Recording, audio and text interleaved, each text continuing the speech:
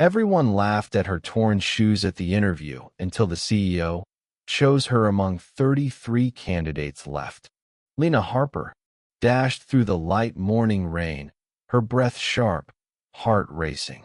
She weaved through puddles and commuters, holding her tote bag tight to her chest as if it could protect her from what was coming. She was 26, jobless, and carrying the last ounce of hope she had left. Today's interview at Caldwell and Ross, a towering firm she once only dreamed of, was not just a job opportunity. It was her last lifeline. She wore a pale gray blazer slightly oversized, borrowed from her cousin. Her slacks were a bit short, exposing her ankles to the cold drizzle. And on her feet, a pair of low-heeled black pumps worn thin with age. The faux leather cracked at the toes. She had glued the right heel back on the night before with a hot glue stick, praying it would hold. But it didn't. As she turned a sharp corner near the company building, the world seemed to spin. She collided with someone hard. Papers flew from her bag like confetti. Her knees scraped the wet concrete. Her right heel gave way with a loud, pitiful snap. The man she had crashed and staggered back a step, dropping his phone onto the sidewalk. He looked down at her from behind his umbrella, tall and composed, clad in a tailored gray suit and an expensive watch that glinted even in the dull morning light. Lena groaned, trying to scramble up, wincing as her stocking snagged on the pavement. "Seriously, you should watch where you're going," she snapped, rushing water from her blazer sleeve. The man picked up his phone, eyes cool and unreadable. "Maybe slow down before blaming others," he said evenly. "You're the one storming through the street like a stampede." Her fingers closed around the broken heel of her pump. It had completely detached, leaving the shoe useless. She stared at it, defeated. "Great," she muttered. "Just perfect. I'm going to show up looking like a joke." He glanced down at her shoe, then at her damp clothes. Something flickered in his eyes barely. Without another word, he stepped past her, only pausing long enough to say, "If you're worth hiring, they'll see." Past her shoes. Then he walked away, vanishing into the stream of people on the sidewalk. Lena stood motionless for a second, soaked and humiliated. Her hands trembled. She looked at the snapped heel again, then at the company building just ahead. The glue had failed. The world had not. She pulled off the ruined pump, then the other now, uneven, and slipped both into her tote bag. Her bare feet met the cold pavement. She wiped her face quickly, squared her shoulders, and kept walking. When she entered the sleek, marble-floored lobby of Caldwell and Ross, she felt every eye on her. The air was too clean, the lighting too bright. She walked past 33 other applicants, most in tailored suits, polished shoes, expensive watches. Perfect, prepared, powerful. And then there was her, a barefoot girl in a borrowed blazer, holding broken shoes in her bag, rain still dripping from her hair. She tried not to look at them, but she could feel their stares sharp as glass. Whispers fluttered. "Is she serious? Who walks in barefoot to an interview?" one woman said under her breath, nudging her friend. A tall brunette pulled out her phone and snapped a photo, pretending to check her lipstick. Lena sat down in the only empty chair in the waiting area. Her cheeks burned, her hands clenched the shoes tighter, the broken heel jutting out like a wound. But she did not cry. She did not run. She sat, upright, back straight, heart pounding. She was here. She had come anyway. Some people walk into rooms with power. Some walk in with privilege. But some, like Lena, walk in with nothing but courage in their silence. If that stirs something in you, even just a little, click the subscribe button. Not out of pity, but because showing up, even barefoot, takes guts. And Lena's story, it is only just beginning. Lena Harper, the receptionist, called. She stood barefoot, clutching her tote, and tried to steady the tremble in her breath. Her clothes had mostly dried by now, but her heart felt heavier with every step. She followed the assistant down the corridor, the soft carpet, a strange relief beneath her bare feet. When the door opened to the interview room, she stepped inside and froze. Sitting at the far end of the long glass table, flanked by two board members, was him, the man from the street. The man in the gray suit, the one who had seen her fall, seen her broken shoes, heard her anger and humiliation, and walked away, her stomach twisted. Julian Sloan, CEO of Caldwell and Brothers, regarded her with the same unreadable expression he wore earlier that morning. No flicker of recognition, no smirk, no kindness, just calm, professional detachment. Lena's voice caught in her throat, but she forced herself to keep walking. She sat down across from him, slowly placing her tote bag at her side, folding her hands on the table to stop them from shaking. "Harper," said one of the board members, glancing briefly at her feet. "Thank you for coming in." She nodded. "Thank you for having me." The questions began almost immediately. Sharp, polished, efficient. They asked about her resume gaps, her lack of industry experience, her education from a small community college. She answered each one honestly. No rehearsed speeches, no buzzwords. Just the truth. "I took time off to care for my mother during her cancer treatment. She was a single parent. I had to choose between school and her medication. I chose her. I waited tables, did freelance design work, took whatever I could.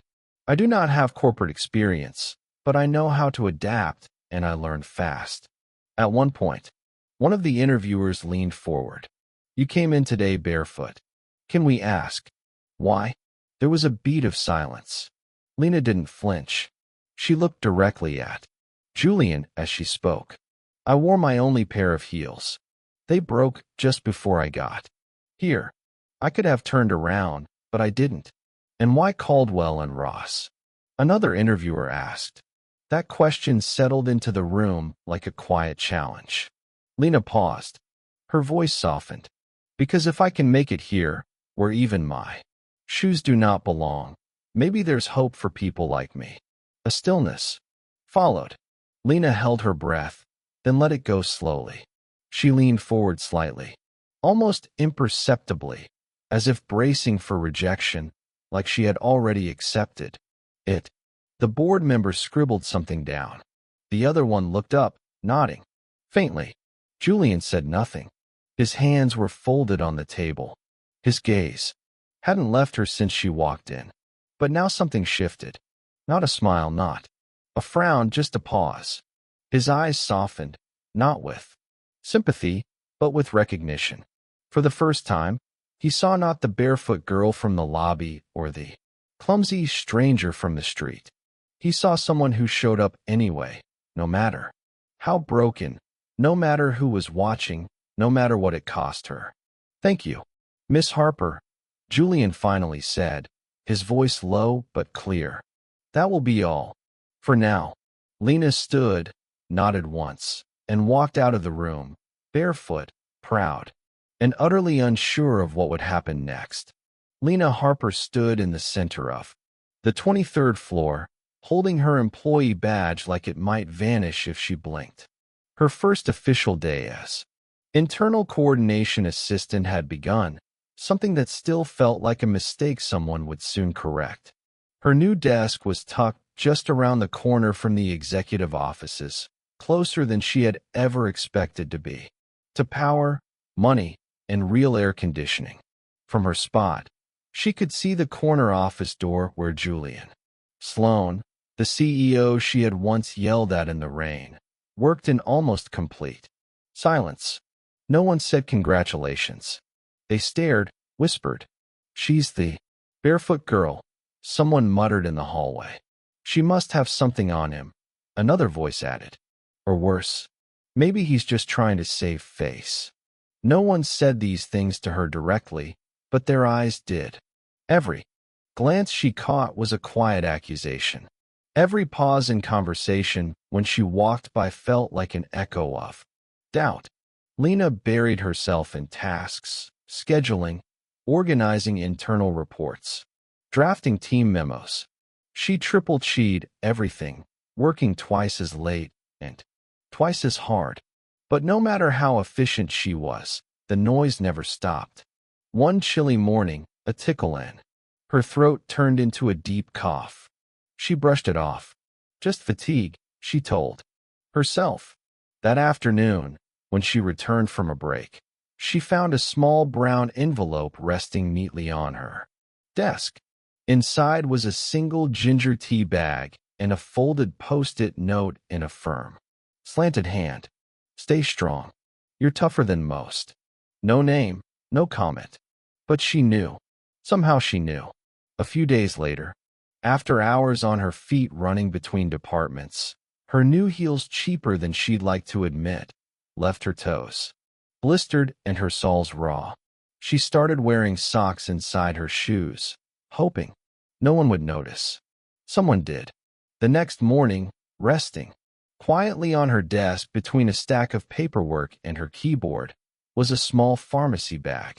Inside, a pair of premium gel shoe inserts still in packaging. No note this time, just thoughtfulness, disguised in silence. Lena blinked fast, her throat tightening for reasons that had nothing to do with her cough. One late Thursday afternoon, the office email server malfunctioned. Lena, rushing to compile an urgent weekly report for the operations team, accidentally sent an unfinished draft, filled with misaligned data to the entire company distribution list. The moment she hit send, her heart stopped. Screens lit up. Murmurs spread. A senior director raised an eyebrow. Lena froze. She stood up, ready to walk to Julian's office and apologize or resign.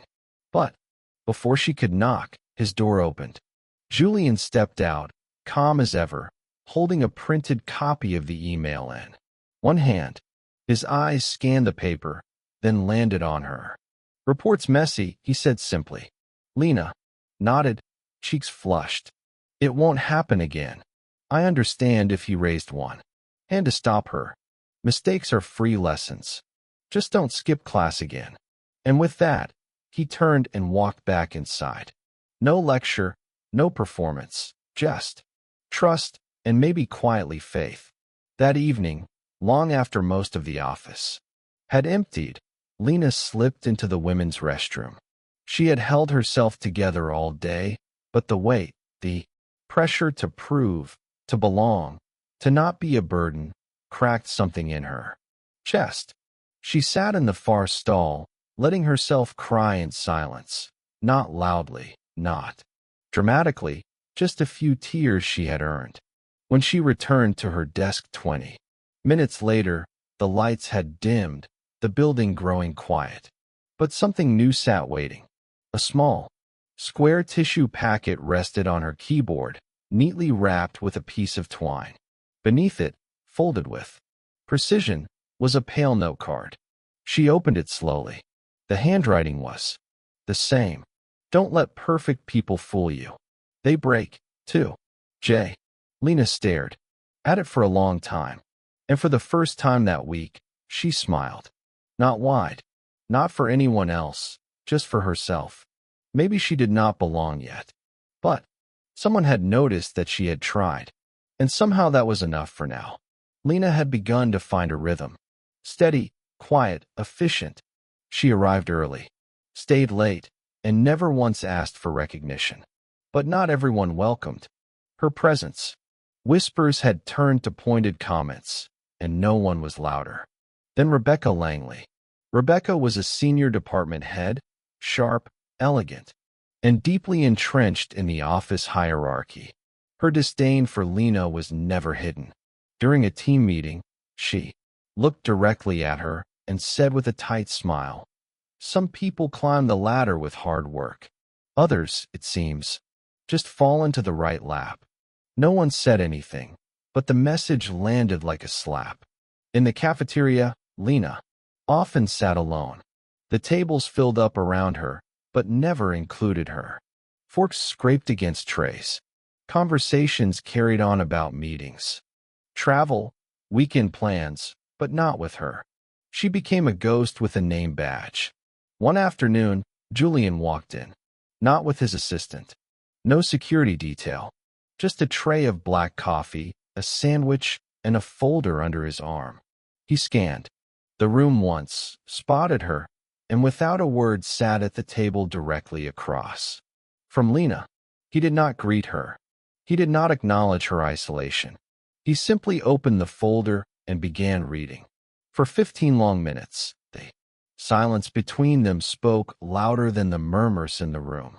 When he stood to leave, he gave her a brief nod. That was all, but the cafeteria noticed. The next day, someone asked if she wanted to sit closer to the windows. Another offered her half a bagel. The tide did not turn, but it shifted enough to breathe. Then came the next surprise. Julian assigned her to lead preparations for an international partnership event, a delicate operation involving logistics, guest coordination, and corporate protocols. It was a task that typically went to someone with 5 more years of experience. Rebecca's reaction was immediate and venomous. Surely, someone more qualified could handle something of that scale, she said at a department briefing.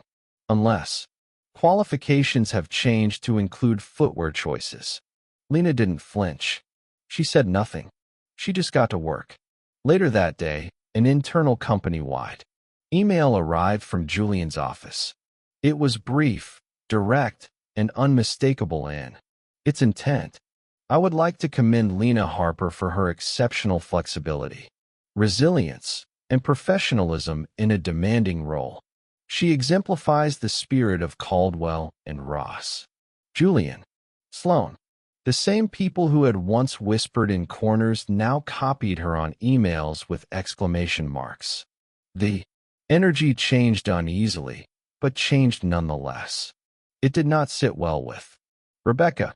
A week later, Lena was walking down the hallway toward the elevators when she heard the sharp click of heels behind her. She turned just as Rebecca caught up, arms folded, expression tight. I do not know what spell you've cast on Mr. Sloan, she said, voice just above a whisper, but it will not last. People like you are replaceable. You are nothing but a symbol of lowered standards. Lena opened her mouth to respond. But stop. She didn't have to. From behind, a quiet voice broke the tension.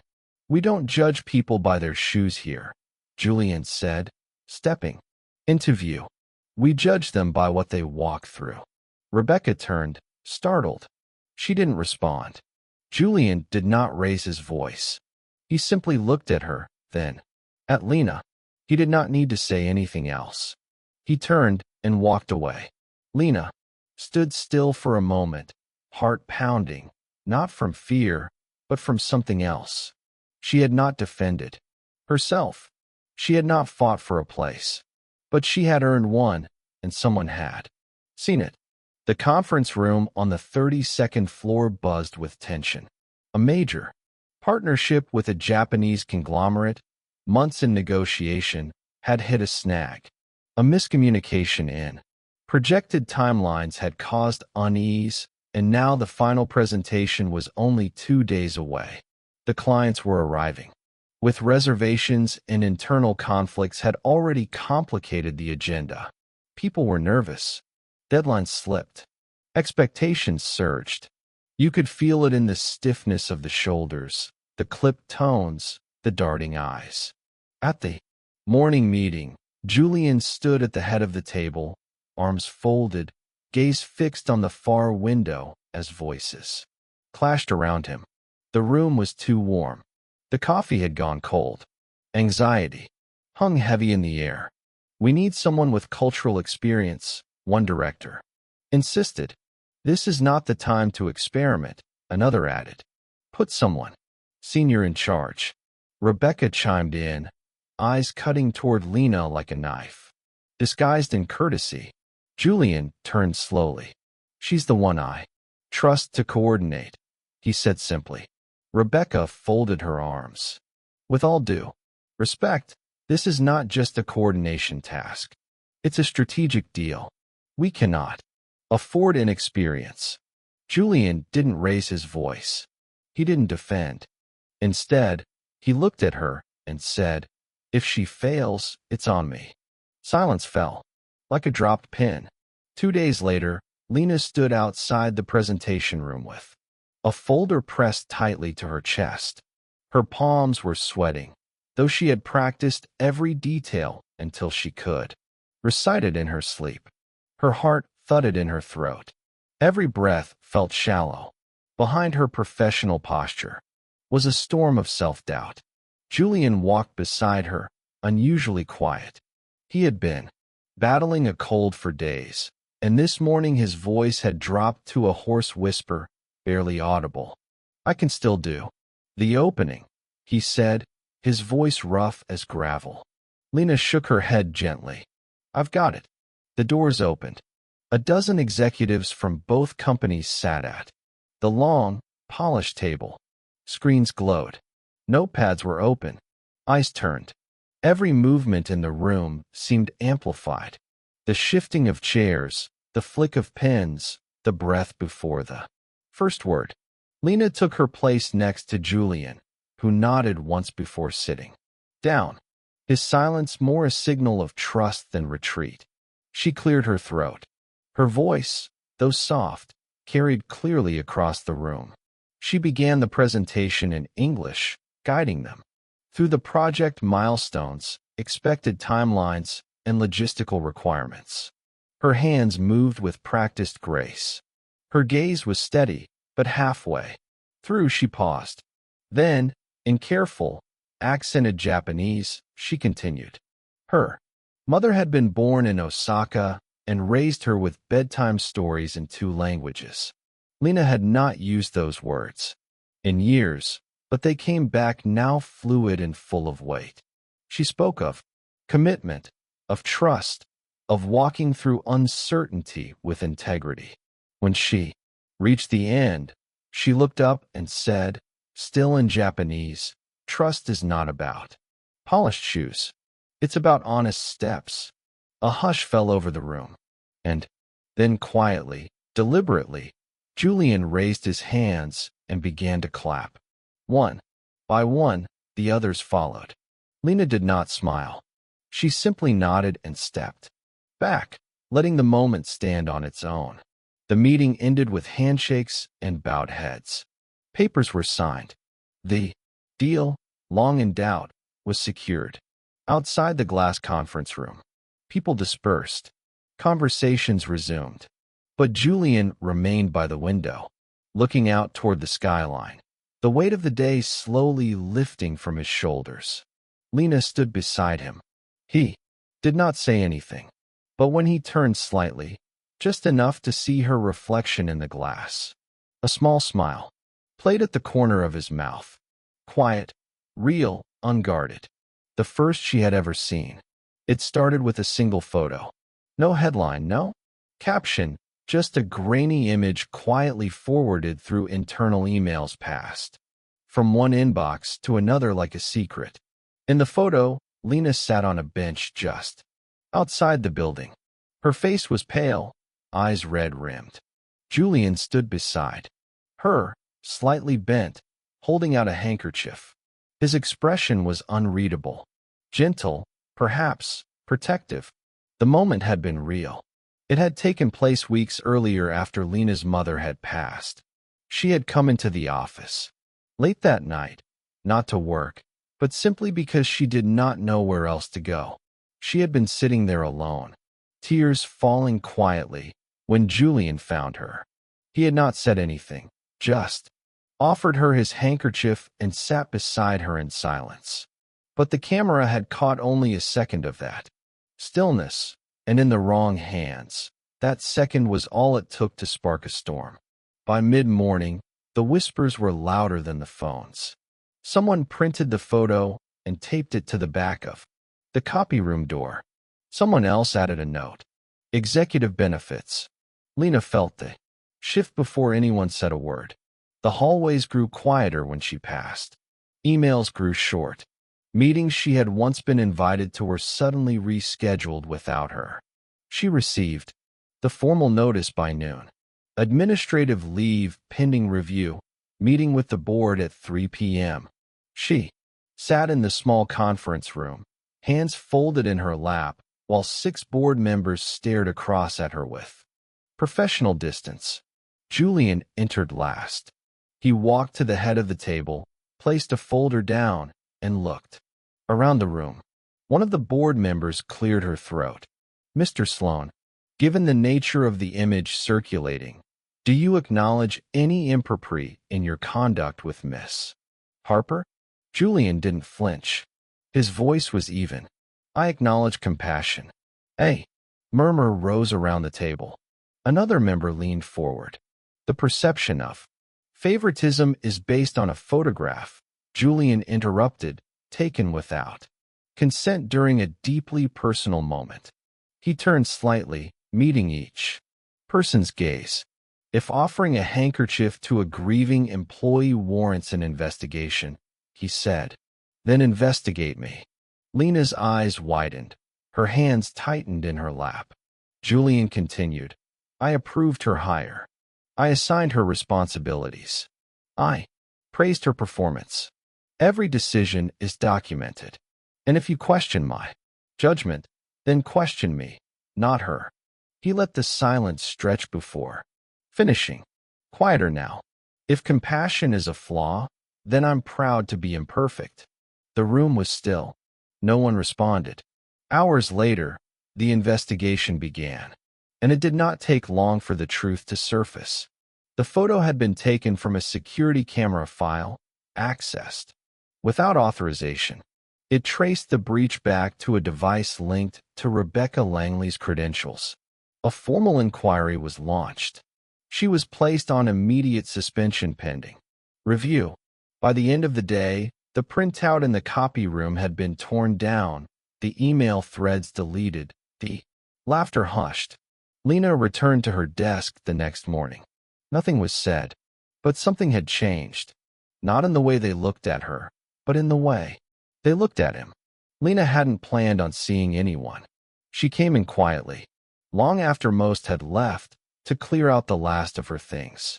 Her desk looked smaller now, strangely emptier than she remembered. The monitor was off, the chair slightly crooked. She packed in silence, folders, pens, a photo of her mother taped inside the drawer. The potted plant someone had once gifted her was already wilting, its leaves curled inward like it had given up, too. It was supposed to be a clean exit. No goodbyes, no wait, just her and the quiet. She took the elevator down, walked past security with a faint nod, and stepped out into the evening drizzle. The city was gray, quiet, the kind of rain that didn't pour, but simply soaked into everything without asking. She stepped under the buildings, wanting to open her umbrella, and stopped. Julian was standing there. No umbrella, no coat, just a man in a dark suit. Rain streaking his shoulders, waiting like he had nowhere else to be. His hair was soaked, his tie was loose.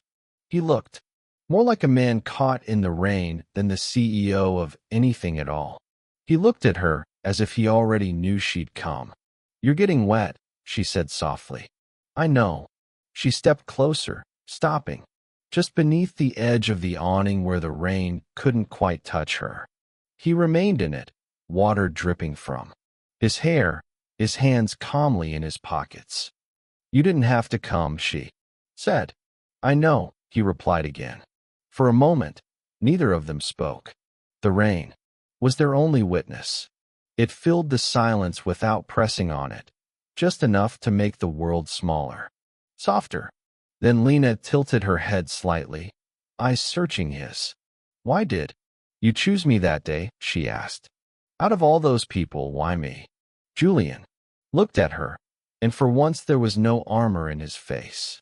"Because you were the only one who didn't pretend," he said. "That scared me and saved me." She blinked and something shifted in her chest. A laugh caught in her throat, not mocking, but dry and quiet. "Honest. Then maybe I should keep scaring you," she said, "until you're finally human." He almost smiled. The silence returned, but it no longer felt heavy. It felt known, like something that had earned the right to exist. Julian stepped forward just enough to be close without closing the space between them. From his coat pocket, he pulled out a small box. No wrapping, no ribbon. He held it out. Lena hesitated, then reached for it. Inside lay a pair of black low-heeled shoes. Simple, clean, nearly identical to the pair she had worn the day she first walked into the building, barefoot, except these were new, sturdy, quietly elegant. Her fingers traced the stitching. "They look familiar," she said. "I thought they should," Julian replied. "But these ones all break on you." Lena looked up. He met her eyes. "You deserve to walk without pain." She swallowed hard. Still no confessions, no grand declarations, just the rain and the kind of understanding that didn't need to be spoken aloud. She closed the box gently and held it to her chest. And for the first time in a long time, she didn't feel like someone who had been given pity. She felt seen, chosen, not for her polish, but for her steps. The waves were soft that morning, brushing against the sand like a blessing. The sky over Seattle's quiet coastline was overcast but calm, a silver blanket that made every color richer. The white chairs were arranged in two gentle arcs facing the water. No grand arch, no ornate aisle, just a path in the sand leading towards something. Honest. Lena Harper stood at the edge of it barefoot. Her dress was simple, ivory, flowing with a hem that skimmed the tops of her feet. Her blonde hair was pinned loosely, a few strands left free to dance in the sea breeze. She held no bouquet. She wore no veil, only a thin chain around her neck with a locket tucked just below her collarbone. Inside it, a tiny photo of her mother. She took one step, then another. She walked slowly through the warm sand, each footprint left behind like a quiet promise. There was no music, only the hush of waves and wind. Each step felt like it carried not just love but memory. The guests rose to their feet as she passed. A few were faces from the office, people who had once doubted her, some who had even laughed. There were old friends, former clients, two interns from her early months who had quietly idolized her. Even the receptionist had come. They all stood now shoulder to shoulder, not out of obligation, but awe. She walked in barefoot. Someone whispered in the second row, "Now she owns the aisle." Children stilled. Elders blinked back unexpected tears. Something about the way she moved, grounded, gentle, resolute, made people feel like they were witnessing more than a wedding. They were watching someone arrive fully into herself. At the end of the path, waiting in the center of the ceremony circle, was Julian. He wore his usual gray suit, no tie, the top button undone, his hair tled slightly by the wind, and for once, he didn't try to fix it.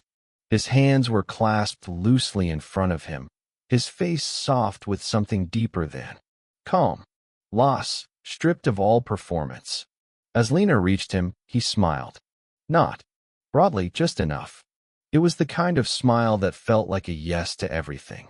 The officiant welcomed them, said a few words about simplicity, about partnership, about choosing each other every day, but most of the guests would later admit they barely remembered the formalities. What stayed with them were the vows. Julian took Lena's hands. Gently, his thumb brushing over the faint scar on her knuckle, the one she had gotten fixing a jammed copier. For Her first week at Caldwell and Ross. He took a breath. You walked into my life. Barefoot, he said, his voice steady, and broke every rule I had. Lena smiled, eyes glistening. I had walls, he continued, and you walked straight through them. You never asked me to be more. You just waited until I was. He paused, his voice quieter now. And I hope you never stop walking beside me with or without shoes. A hush fell over the gathering. Lena looked up at him, her eyes never leaving his. Then, in a whisper just loud enough for him and the wind to hear, she said, as long as we walk together, the ground will never hurt. There were no rings exchanged on velvet pillows, just two simple gold bands pulled from Julian's jacket pocket, placed on each other's hands without ceremony. The kiss was soft, real, and when they turned to face the guests, neither of them spoke. They didn't need to. Later, as the guests gathered under the canopy for the modest reception, someone noticed Lena had never put on shoes, not once. Even as the sun set and the breeze grew cool, her feet stayed rooted in the sand. And Julian, he took off his shoes too, not to match her, but to join her fully finally in every step forward. Some stories do not end with grand fireworks or perfect shoes. They end where they began, on quiet ground, with two people choosing to walk beside each other, barefoot and brave. Lena and Julian's journey is not just about love. It is about dignity, resilience, and the kind of connection that sees through what the world tries to measure. If this story touched something in you, if you've ever felt like you didn't belong, but kept walking anyway, then this space, soul-stirring stories, is for you. We believe in stories that heal, that linger, and that remind us what truly matters. Subscribe to stay with us. Click the subscribe button if you believe every step, no matter how barefoot, deserves to be honored. Until the next story, keep walking, keep feeling, and never stop believing in the quiet power of being real.